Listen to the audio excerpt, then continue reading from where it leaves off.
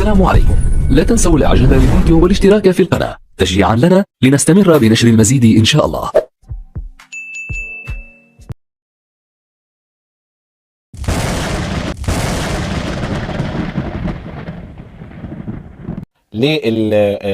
للقرعه ما بعد ذلك والدور القادم او الادوار اللي بعد كده. انا من وجهه نظري الشخصيه اتمنى ان النادي الاهلي يقابل سان داونز مره اخرى في احد اللقاءات او احد الادوار بقى يعني القادمه المتبقيه، وان شاء الله يعني الامور بالنسبه للنادي الاهلي ان اللعيبه تبقى عارفه امكانياتها وعرفت خلاص سان داونز، وبالتالي تقدر تاخد حقها في المباراه القادمه ان شاء الله. لو ده حصل انا متوقع النادي الاهلي ولاعيبه النادي الاهلي تقدر تكسب مكسب كويس في لقاء ما بين الفرقتين. اعتقد ان اللعيبه منتظراه، لو حصل ده اللعيبه منتظراه وتقدر تكسب وتوصل لابعد حدود. خليني ارحب بالكابتن رضا عبد العال نجمنا النهارده. كابتن رضا برحب بيك. حبيبي يا رواد، ازيك؟ اخبارك ايه؟ ليه كده يا ولدي؟ ايه مش عايز الاهلي يقابل سان داونز تاني؟ لا طبعا. ليه؟ هتخرج. هو انتوا ليه مش عارفين يعني مش عايزين تقتنعوا؟ الاهلي كان سان داونز هنا كان زمان. هو اللي فرط يا كابتن. مين اللي بدأ بالتهديف؟ ما انا كمان. بس مين اللي مسك في الشوط الاولاني؟ اسمع، ورجعت ازاي؟ ماشي رجعت عادي، ده انت يعني عادي. ماشي رجعت وجبت وزودت. ماشي. طب وهناك ما زودتش ليه؟ هناك انت كنت ما حافظتش ليه؟ قربت في حاله واحده كده، حصل ايه؟ سقطه في انت لعبت غلط في الدماغ عند اللعيبه، ما اعرفش. لا ان في اتشالت. ما تظلمش اللعيبه يا فاروق. انت رايح تلاعب يعني فرقه كوره محترمه، وانت فريق كوره محترم، الاهلي فريق كوره محترم. ايوه بس انت وضعك بقى سيء لانك انت خسرت ماتش ومتعادل ماتش، واخد بالك؟ فانت ضايع منك كام بونت؟ 5 بونت. واخد بالك؟ 5 بونت دي في دوري المجموعات كتير. وبعدين انت نادي اصلا المفروض ان انت مرشح للبطوله، فلما اخسر 5 بونت بحط نفسي في مأزق. فانت رايح الماتش اللي هناك يبقى انت عايز منه ايه؟ رايحه عشان تعرف انت عايز منه ايه. وانت متخيل ان انت رايح مش عارف قوه الفريق اللي قدامك؟ لا ما يعرفش. لا هو كان عارف، بس هي في الليله او اليوم ده اللعيبه ما كانتش في حالتها. وربنا ما اللعيبه طريقه اللعب اسمع بس عشان ما نبقاش زي الناس. احنا هنا بنحلل فني. احنا لو دخلت في نيتنا ماشي، عايزين الاهلي يكسب وياخد بطوله او الزمالك، اي فرقه من مصر، واخد بالك؟ بس مش بالكلام، مش بالتمني، بالحقيقه، بالواقع. طب ممكن اسالك سؤال؟ اتفضل. ايه الفرق ما بين لعيبه النادي الاهلي وصن داونز كلاعيبه الكوره؟ دول افضل من دول؟ لعيبه صن داونز اعلى كمجموعه ان بياخدوا حاجه. النادي الاهلي طول عمره مشهور طول عمره مش مع الراجل ده. احنا مش عايزين نضحك على بعض. انت ما بتعرفش تبص بسطين على بعض 3 وتطلع بيهم. النادي الاهلي كان ميزته يعني ارجع كده سيبك من جيلنا والجيل بتاع ابو تريكه، سيبك الفتره حتى بتاعت فايلر القريبه دي، شوف الكوره كانت بتتلعب ازاي وبتتحرك ازاي وفيها سرعه ازاي. طب انت شفت سان داونز النهارده بالجماعيه اللي انت قلت عليها دي؟ كان موجود بالجماعيه، بس كان في دلع يعني فرقه واصله وواثقه وبتلعب. انت عارف اقول لك على حاجه؟ يعني هو لو لاعب الاحتياطي كان كسب، لو لاعب اللعيبه اللي هي ما بتلعبش اللي هي نفسها تاخد يكسب. ليه؟ لان يبقى عندهم دافع ان انا اقعد فاروق وان انا اقعد رضا، مش دول اللعيبه الاساسيه. فهيبقى الدافع بتاعهم اعلى من اللعيبه اللي هي اصلا الاساسيه، لان هم ما عندهمش دوافع. هم بيلعبوا الكوره للمزاج، للمتعه. النهارده كانوا بيعملوا كل حاجه في نص الملعب، واخد بالك؟ ومش في دماغهم يروحوا يجيبوا جول. لو راحوا يجيبوا جول كانوا راحوا مره واثنين وثلاثه ورا. هقول لك على حاجه، ده من اسوأ الحاجات اللي في فرقه الهلال حارس المرمى. ده الكوره طالعه بره الجون هو اللي دخلها وخلاها بقت جول. يعني المفروض هو لو واقف صح وشاف الكوره هيحضن عليها لغايه ما تطلع اوت. هو راح طار وعملها للراجل اللي خلاه جابها جول، واخد بالك؟ واحده ثانيه معموله عادي، كروس عادي، خرج هو خبطت في ركبته وصدره وطلعت كورنر. لو استغلوا الكلام دوت. طب ما انت عندك الناحيه الثانيه الجول كيبر برضه عمل يعني مصيبه يا حبيبي. ده ثقه، ده ان هو بيمسك الكوره وهو بيلعب، حتى كمان بعد الجول بيلعب برجله عادي ومفيش مشكله، ولا المدرب كلمه ولا، لان هو دي طريقه بيلعبوا بيها. وعشان ده من الوصول برضه، فبالتالي هو مستريح شويه، واخد بالك؟ فهي المشكله عاديه بالنسبه، انما الثاني امكانياته قليله. حارس الهلال امكانياته، ودي اللي المفروض النادي الاهلي الفتره اللي جايه دي يستغلها. طب ضربه الجزاء لما جت كنت عارف انها هتضيع ولا كنت حاسس؟ انا واحمد ابني واحنا قاعدين قلنا والله عندي كده قلبي قال ان اول ما الطاهر مسكها قلت بس ده ماسك مثلا كأن ايه يعني، ماسك كوره ان كريستيانو او ميسي هو اللي هيشوط. يا عم طب اصبر شويه. طب هسألك سؤال، تفتكر الطاهر فكر في ايه؟ فكر ان هو هيوصل ولا فكر ان هو هيطلع الاهلي؟ لا فكر ان هو يحتفل، انا اللي وصلت الهلال. واخد بالك؟ هو مش مركز، هو تايه، هو ماسك الكوره وتايه. لان هو لو مركز اقل حاجه يحطها في زاويه، هو ما حطهاش في زياده، حطها في نص الجول. اصعب دقيقتين عدوا على جماهير النادي الاهلي في الدقيقتين بتوع ضربه الجزاء. ليه انت فكر النادي الهلال هيجي كده ويقول لك انا هسيب الماتش؟ ده الماتش هيبقى صعب جدا. المستوى الفني بالنسبه للفريق ماليش دعوه بالمستوى الفني. بص في لو الماتش لعبت ده الاهلي في حالتها وعايزه تكسب، هتكسب مش هتكسب؟ لا مش هتكسب. ازاي؟ بص الراجل اصلا مش عارف امكانيات لعيبه النادي الاهلي، مش عارف يدير ان الماتشات. يعني ماتش زي سان داونز، ماتش زي المريخ الهلال اللي جاي ده ماتش صعب جدا، الا لو هو حط التشكيل المناسب، واخد بالك، وادار المباراه وهو واقف على الخط صح. يبقى في الحاله دي امكانيات اللعيبه. قول لي كده التشكيل المناسب اللي ممكن يشتغل، هل زي تشكيله القطن مثلا؟ لا طبعا، لا طبعا. ما عجبتكش تشكيله القطن؟ هي القطن دي فرقه؟ ده لو انت تشكيلة- والناس اللي ماشي، شغاله ولا تشكيلة شغاله مباراة القطن وإنك يا عم تكسب لا، أربعة. سيبك، انت هتلاقي فرقه بتخبط. يعني انا هقول لك على حاجه، اقوى حاجه في فرقه الهلال او اللي عجبوني جدا في فرقه الهلال الباك ليفت اللي هو اتصاب، وعندك رقم 38 المساك، وعندك رقم 2 اللي هو الديفندر. شفت الاثنين اللي ورا تمام. اسمه مش عارف. اقول لك اسمه رقم 2. اه هقول لك اسمه حالا دلوقتي.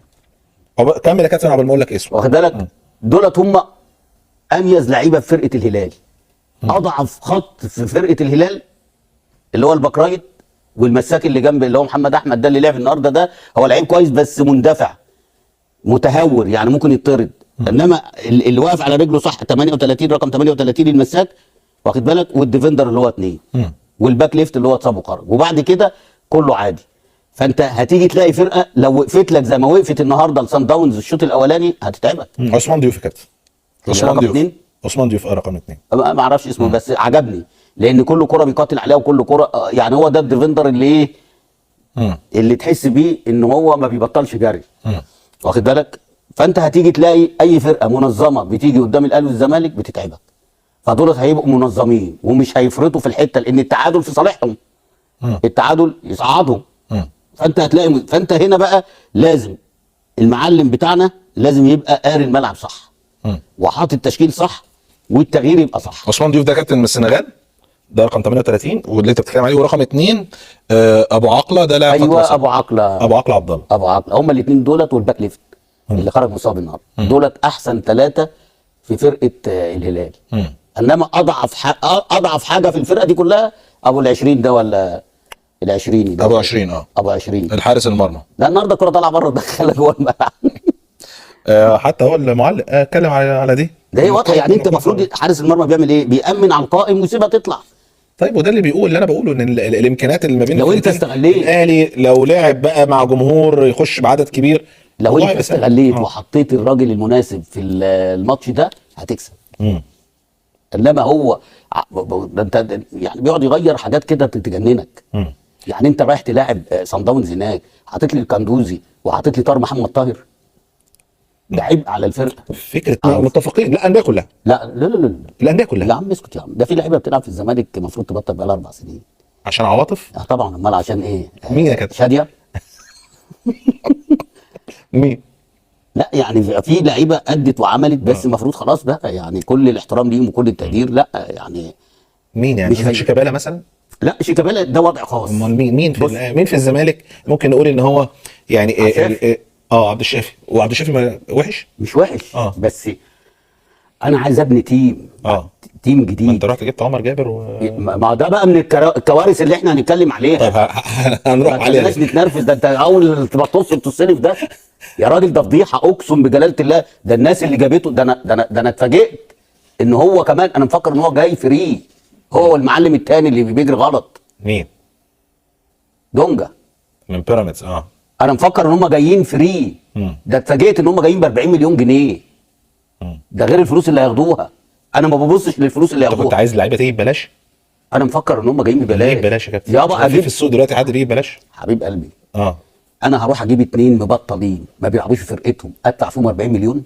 ماشي، هات اللعيب. يعني انت مثلا ما جبت عمرو السيسي، ماشي، ده كان لعيب مكسر الدنيا، والاهلي عايزه والزمالك عايزه، وكان فتره من فترات منتخب مصر كان عينه عليه. حصل ولا ما حصلش؟ صح بيلعب يا راجل. ده انت السنه اللي فاتت في ماتش الاهلي وطلائع الجيش، في ماتش السوبر، هو ومهند لاشين اللي كانوا يلعبوا الاهلي. فانا لما اجيب واحد زي ده رجليه في الملعب ومستواه، عشان بس جماهير زي ما بتقول لك ايه عمرو السيسي ما اعرفش، كل ده عشان الاداره اللي كانت جايباه. مش المعلم فيريرا اللي هو لبسهم في كل ده. ولو هو اللي لبسهم في كل ده اقسم بجلاله الله يتحاكم، ولو هو اللي ما جابهمش برضه يتحاكم.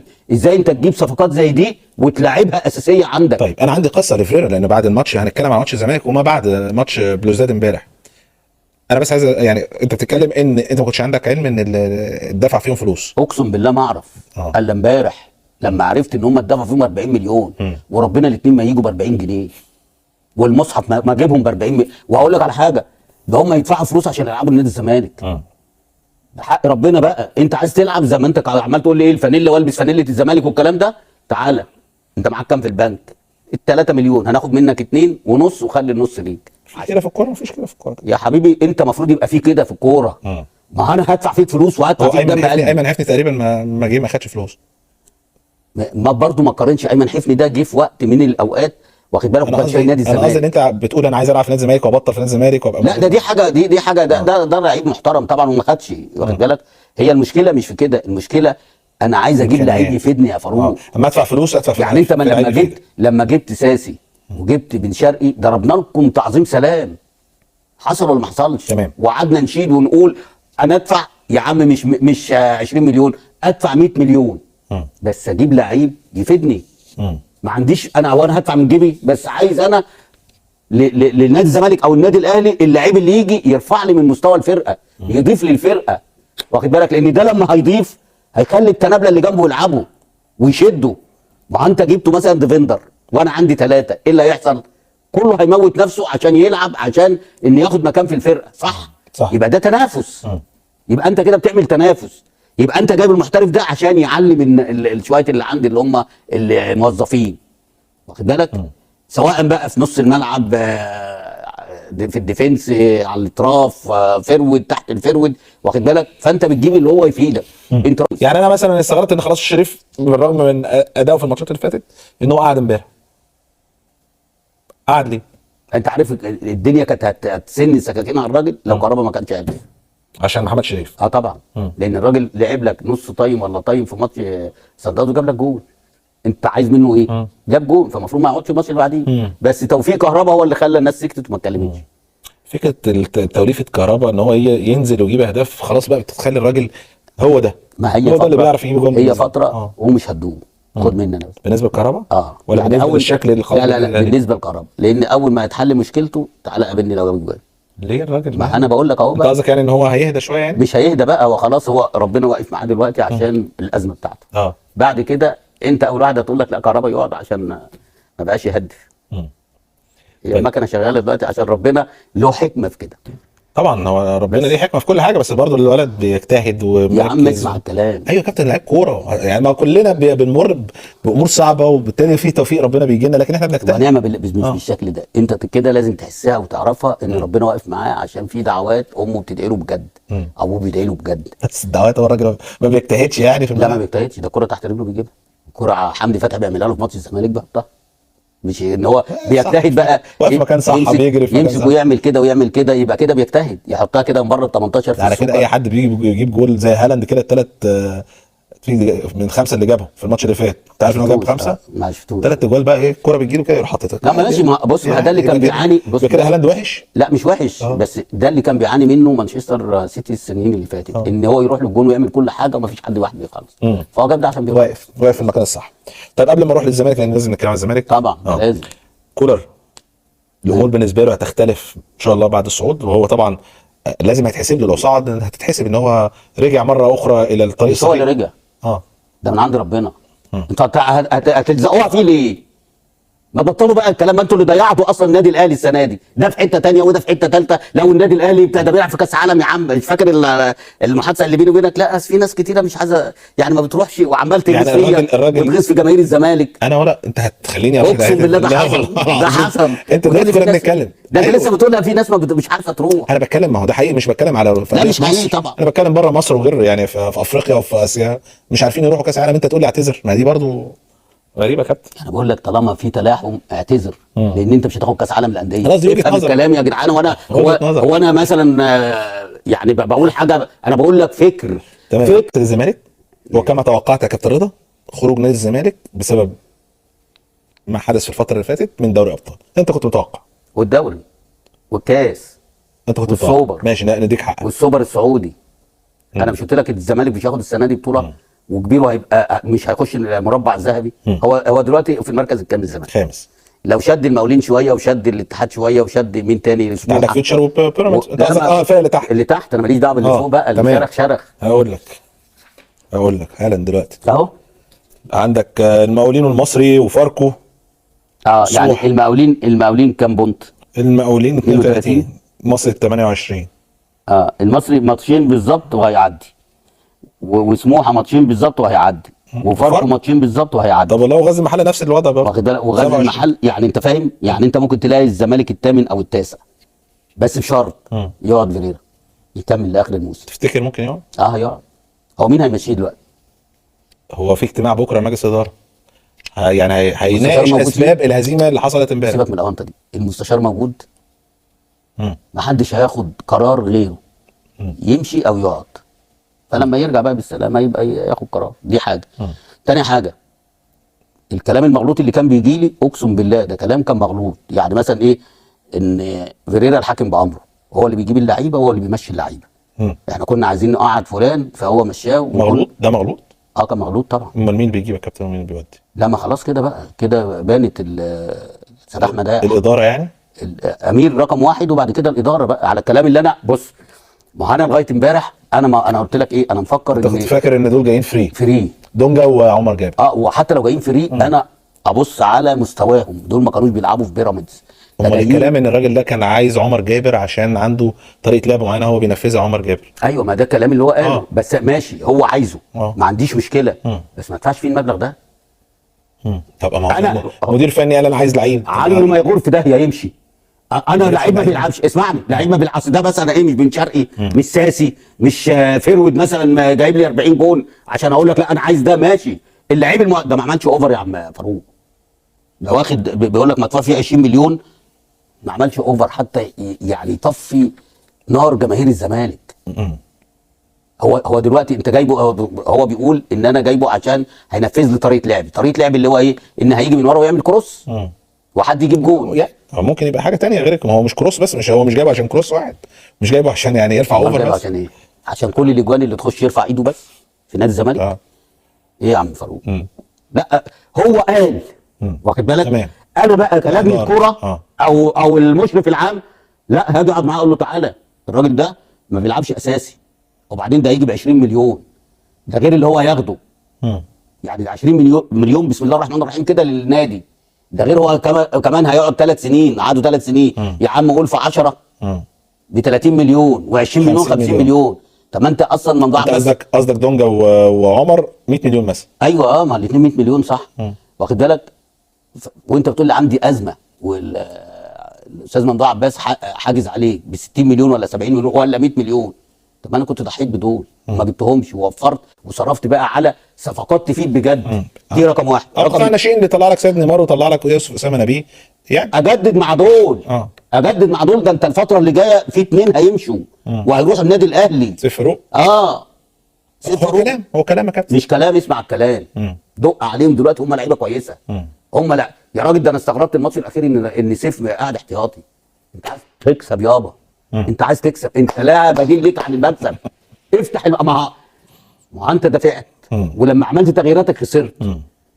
يعني انت لما حطيت بسم الله الرحمن الرحيم كمان بصمه، يعني انت عامل تشكيل متنيل بنيله الماتش بلوزداد. طبعا. ولما تيجي كمان تغير تنزل لي اسمه ايه، محمد طارق ولا اسمه هو محمد طارق نزل في 72 مكان سيد نيمار. محمد طارق قد علاء ولي الدين الله يرحمه. شفت جسمه نازل عامل ده مش قادر يجري. اتأيد ازاي ده يا رجاله؟ اتأيد ده ازاي؟ عندك سيف فاروق جعفر وعندك اسامه نبيه وعندك نيمار، ما جددتش معاهم ليه؟ ده هم اللي جابوا لك الدوري السنه اللي فاتت والكاس. دي اول حاجه كنت اعملها. تاني حاجه ان انا ما اجيبش اللعيب اللي الزمالك محتاجه. انت دلوقتي جبت عمرو السيسي ماشي، ما اجيبش دونجا ده لو حتى عمل اللي ياخد يدفع فيه كام هو الدفع. طب ايه تاني يا كابتن غير الاثنين بقى؟ انت كنت بتقول ونضاي وما شفناش سامسون ولا شفنا عمرو السيسي. ما خدوش فرصتهم. اسمع، عمرو السيسي لو خد مكان دونجا الماتشات اللي خدها دي اقسم بالله كان هيبقى كان زمانه متاخد منتخب مصر. بس كان لعب في القلب ده. انما هو كان بيلعبه ناحيه الرايت عشان المسلوسي وعشان عمر جابر. طيب انت بتقول ده جزء من المغالطات، في حاجه وصلت لك تاني مغالطات؟ ان الراجل في حته اللي ايه؟ اللعيبه الراحلين هو اللي قال يمشوا السنه اللي فاتت. واللعيبه اللي جت هو اللي قال يجوا. وانا طبعا بعد الكلام دوت اشك شك باين. امال هو الراجل ايه فيريرا بشخصيته القويه دي ما كانش بيقول انا عايز مين ومين يمشي مين يقعد؟ ما اللي انا اعرفه انه اول ما جه يعمل العقد قال لك اول مره يعني السنه اللي فاتت لما جه قال لك مالكوش دعوه لا باللعيبه اللي جايه ولا اللي ماشيه. ده انا عرفت الكلام ده. طب السنه دي ايه اللي حصل؟ يا راجل هم جابوا لك لعيبه لا تصلح، انت بتلعبهم ليه؟ هو انت هل يعقل ان محمد عبد الغني وحسام عبد المجيد من يوم ماتش فاركو وهو مش شايفين الاثنين وكل ماتش يتسببوا في اهداف في هزيمه، وانت جايب محمود شبانه وجايب الزناري قبل طبعا ما يرجع الونش. ده الونش امبارح كان ماسك كان بيراقب حسام عبد المجيد وبيراقب محمد عبد الغني. كان كويس امبارح واقسم بالله لما كان موجود كان شالوا 5 زي بتاعه الاهلي. انت بتدخل الاهلي ليه؟ 5 يعني ما ده مش اكبر ناديين يا عم فاروق. ده عيب قوي والمصحف عيب قوي. طيب فانا بقول لك ادي من ضمن الكلام المغلوط اللعيبه والكلام اللي كمان الحته بتاعت امام عاشور اقسم بجلاله الله ما اعرفها الا امبارح. لا مش امبارح، اول امبارح عرفتها من هاني بن خالد. اللي هي ايه يا كابتن؟ اللي هو ان في 10% تخش الشركه اللي معموله دي الشركه الوهميه دي وما تخشش نادي الزمالك. قصدك عموله؟ انا اعرف بيقول لك في 10% عموله لو راح اي حته. واحنا ده يعني المحله مثلا. انت قصدك نسبه بيع؟ نسبه بيع للاعب. ان 10% دول ان المفروض يعني مثلا المحله لما جه هو يبيعوا للفرقه الدنماركيه دي ايه اللي حصل؟ هتاخد نسبتها. تمام. فانت المفروض ان هو الزمالك ياخد نسبه برضه. واخد بالك؟ قال لك النسبه دي هتروح للشركه. طب الشركه دي تبع نادي الزمالك يعني؟ تبع الجني الازرق ازاي؟ ايوه لو تبع نادي الزمالك ونادي الزمالك من لا مش لنادي الزمالك. امال دي شركه خاصه معموله من البهوات. يعني انت المفروض تدخل النادي لو 1%. واخد بالك؟ ما عنديش مشكله بس دخل للنادي. انما دخل للشركه دي طب مين صاحبها؟ ايوه بس ما فيش دليل يا كابتن على الكلام ده مجرد كلام بيتقال. ما بيقول لك الكلام ده. لا ما هو مجرد كلام يا كابتن. طب يطلعوا يقولوا ويورونا العقود بتاعتهم. لان من الطبيعي ان لاعب في عقده بيتكتب ما بين نادي ونادي وان نسب البيع لو حصل. بس اللي احنا نعرفه ان الفريق الدنماركي قال لك مش هعمل نسبه بيع لنادي الزمالك. ليه يعني؟ انا ببيع لعيب بحط انا الشروط اللي انا عايزها وانا ببيع اللعيب. النظر كمان يعني. طيب. انا بقول لك لو الموضوع ده موجود بجد لو موجود لا هي طبعا ممكن يبقى كلام. كارثه طبعا كارثه. دي حاجه. تاني حاجه اللعيبه اللي انت جبتها كل دي اللعيبه دي فلوسها دي انت يعني اتحسبت امبارح 233 مليون. دي الفلوس اللي دفعها نادي الزمالك للانديه. سامسون بقى على نضايع على ايا كان صفقات ده غير فلوسهم. يعني فلوسهم كمان ممكن يبقى قريب من المبلغ ده. واقسم بالله لو جبتهم وغربلتهم كده كلهم اللعيبه دي مش هينزل لك رجل لعيب. رجل مش لعيب. رجل لعيب. انا عايز اتكلم على الماتش حقيقه يا كابتن. طيب بس للمعلومه عمرو السيسي انت كنت بتتكلم بياخد فرص 17 مباراه عمرو اشترك فيهم. ايوه ما بيلعبوا فين؟ خلي بالك ما ممكن انت نص ملعب. انا شايف يا حبيبي بيلعبوا ناحيه الرايت ما بيلعبوش في قلب الملعب. هو انت جبته من خلال ايه؟ ان الراجل ده كان هو الديفندر وكان اللي جنبه مين؟ مهند لاشقين. هو اللي بقى بيعمل الشغل بقى تيكا تاكا والكلام الاونطه ده. طيب فانت كنت بتلعبه ناحيه الرايت وبتلزمه ان لما المسلوسي يطلع وعمر جابر انت اللي تغطي ناحيه الرايت. انت ما كنتش بتشوف الكلام ده؟ تمام. يعني دي مش حتته. اولا لا مهاري، ثانيا ان هو مش مثلا هيمسك كرة ويرقص ويعدي ويعمل الكلام ده. طب ما لعب وجاب جونين ولا جاب كام جول؟ ما ادالوش ليه تاني؟ الراجل بيجيب ديفندر وبيجيب اجوان. طب الاثنين ديفندرات اللي موجودين دولت اقسم بالله لو غربتهم الاثنين مش هيعملوا اسيست. يعني لو عصرتهم كده ضربتهم في الخلاط مش هيعملوا لك اسيست. طيب قبل بس ما اطلع للفاصل في ماتش امبارح كلام مقنع الاول ولا لا؟ بالنسبه لعمرو السيسي وجهه نظرك طبعا. لا الاعبه في مكانه. هو لعيب كويس. الاعبه في مكانه. السيسي كان الاهلي والزمالك عايزينه في نفس الوقت. الاعبه في مكانه وبعد كده حازم. كان مهند لاشين برضه في نفس الوقت برضه. ايوه ما انا بقول لك واحد كان بيلعب 6 والثاني 8. لا بس انا بكلمك على ايه؟ الاعبه في مكانه عشان احاسبه. حسيت امبارح ان لعيبه نادي الزمالك فيها تغيير. مش اللعيبه. بص يا عم هو كمان. طب ما هو امبارح خاطر الراجل. خاطر في ايه؟ في تغييراته. ده مصطفى خاطر مش خاطر. لا والله بتاع مسرح مصر. الراجل نزل كل قوه ضربه عنده. يا راجل محمد طارق ناصر منسي، يوسف اسامه، يابا محمد طارق ده قوه ضربه. ده محمد طارق ده انا ما اعرفش تأيد ازاي. انا بتكلم بجد ده تأيد ازاي؟ ده لبس فانيله نادي الزمالك ازاي؟ طيب ماشي يا كابتن. واخد بالك؟ دي رقم واحد. رقم اتنين، انت بتخاطر ان النتيجه 0-0 صح؟ بدايه من الدقيقه 72 خلاص او 57 ونزل سيف الحقيقه نزله في بدايه الشوط يابا يبدا الثاني. من الاول. اه خلي بالك سيف لما نزل عقبال ما خد حساسيه الملعب، لان الملعب كان مرشوش. انت ما شفتش كام مره اللعيبه بتتزحلق؟ اللي وقف على رجله بعد ما خد ربع ساعه وثلث ساعه في الملعب. فانت منزله في الدقيقه 57 عقبال ما ياخد حساسيه الكوره هيوصل للدقيقه 80 وانت دخل فيك جونين. واخد بالك؟ طب هتعمل ايه؟ انما انا بكلمك من البدايه التشكيل غلط. انت ما تلعبش دونجا، انت ما تلعبش لاعب رؤى، واخد بالك؟ ولعب عمرو السيسي، الاثنين ديفندرات، وحط قدامهم سيف فاروق جعفر، واخد بالك؟ بعد كده ما ابداش مصطفى شلبي في ماتش زي ده. انا عايز سرعات، عايز ان انا مثلا لان فرقه هتهاجمني كوره مرتده زي النهارده مثلا بتاعه الهلال اللي في الشوط الاولاني اللي الراجل راح انفراد بيها وحطها والجون صدها. ده تحط اسامه نبيل يوسف اسامه نبيل بحيث ايه؟ اي كوره طويله هو عنده السبرنت. ثم الصراحه خلي بالك برضه يا كابتن، يعني الفريق الثاني ما كانش سامح لفرصه ان الزمالك ممكن يعمل هجمه مرتده. ايوه عشان الوحيده الكره اللي راحت عشان انت مش عارف تمسك سيف كورة. الجزيري بس. ده سيف الجزيري خدها زي فريد شوقي كده وبعدين في يا فيلم. كابتن بقى، وبعدين؟ لا ما انت من الاول مش حاطط لعيب الكوره تلاعب الناس. يا ما انت بقول لك حط سيف فاروق جعفر وحط وراه عمرو السيسي مكان دونجا ده. دونجا ده هو رحمه ابويا ما يلعب مركز شباب ام بيومي والله العظيم. ده امبارح اتطرد، واحده مسك الراجل حضنه الشوط الاولاني والثانيه دخل فيه موت الراجل. انا ما اعرفش ازاي ما خدش انذارات امبارح. طيب قبل ما اطلع الفصل عشان بعد الفصل عايز اخد رايك في قائمه المنتخب. فريرا واحنا هيمشي؟ خلصنا ولا ايه؟ احنا خلاص بنقرب اهو. فريرا هيمشي يا كابتن ولا ايه؟ لا انا عايز يقعد. انت بتحب ان هو يكمل بص عشان اكتر من كده يعني؟ عشان يجيب ظرافه بقى لما يخليك مثلا ثامن وتاسع عشان ما نسمعش حد يقول لك ايه ده فريرا لو كان هيجيب افريقيا زي ما الناس دلوقتي يقول لك ايه ولاعيبه كبيره ولاعيبه رموز في نادي الزمالك يقول لك مشي فانت كده كسرته ورجع بقى مكسور. فعشان كده مكسور ايه يابا؟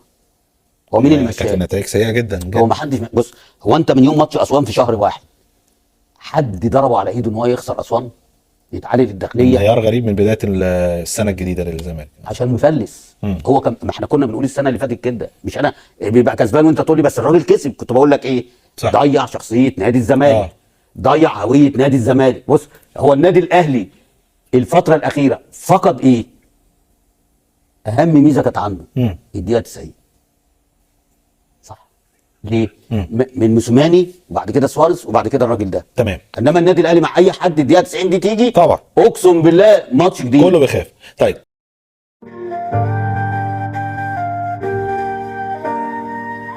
An enigmatic treasure trove of almost unimaginable archaeological and cultural riches, it's hard not to think of Egypt without imagining the Sphinx, the pyramids at Giza, Luxor, the Valley of the Kings and the Nile.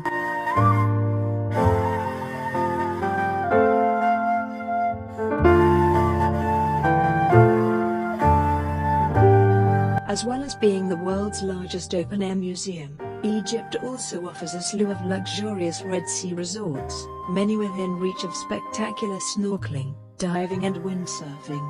Whether you see it by riverboat, from camelback or from just above the coral, Egypt's sights are unforgettable.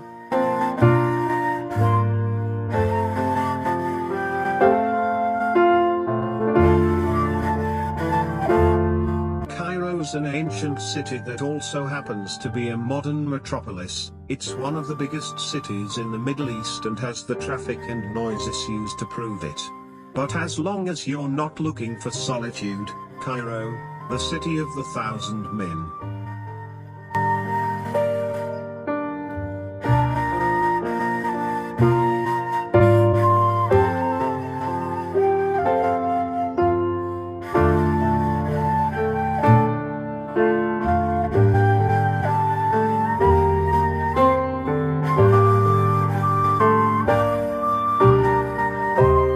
This famous museum houses the world's largest collection of ancient Egyptian artifacts, more than 120,000 items on display, featuring the famous Tutankhamun collection with its beautiful gold death mask and sarcophagus and the royal mummy room, which houses an additional 11 pharaonic dignitaries.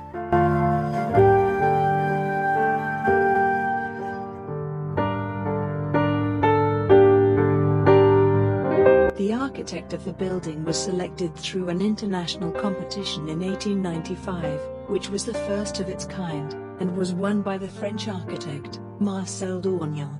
The museum was inaugurated in 1902 by Khedive Abbas Helmi II.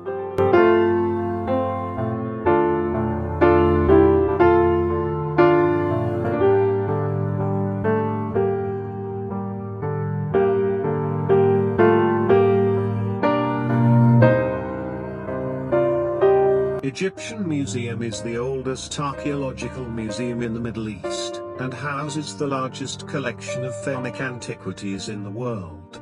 The museum displays an extensive collection spanning from the pre-dynastic period to the Greco-Roman era.